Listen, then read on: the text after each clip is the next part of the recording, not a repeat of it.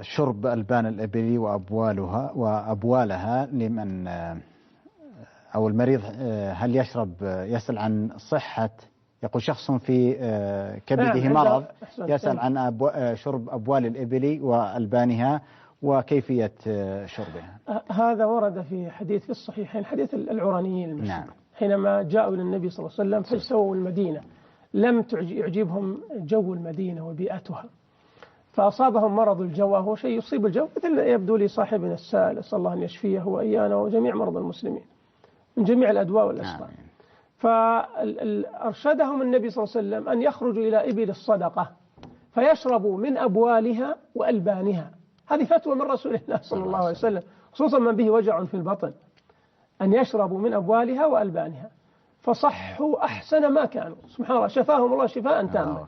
فهذا يدلك سبحان الله على أن لبن الإبل وكذلك أبوالها له أثر عظيم في شفاء بعض الأمراض، وخاصة أمراض الجوف، أمراض البطن. نعم. ولكن أيضا يعني يعتمد ذلك على كلأ الذي تأكله وحالة الإنسان وحالتها هي كذلك. قد لا يناسب كل شخص، بعض الأشخاص عنده ربما الفيروس الكبد الوباية وعنده سرطان وغيره، ربما يضره أحيانا شرب البول الإبل أو اللبن. ينبغي أن يرجع في هذا للطبيب وأهل الخبرة. لكن أيضا يؤكد على أهمية أن تكون هذه الإبل التي يشرب بلبنها وبولها ترعى في الخلاء، في الفلات، وليست تعلف العلف الذي ربما أحيانا يكون مضرا. صحيح.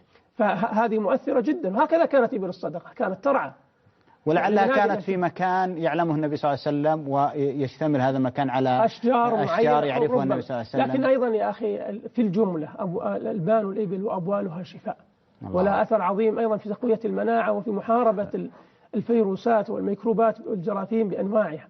والطب الحديث أثبت ذلك، في هناك بحوث كثيرة علمية ولله الحمد أثبتت أثر لبن الإبل وكذلك بول الإبل في مكافحة الأمراض بأنواعها، فهي خير إن شاء الله. لكن كما قلت يحرص على الإبل التي ترعى في الفلاة، وأيضا يكون الشرب خاصة البول بقدر يسير ما يكثر منه.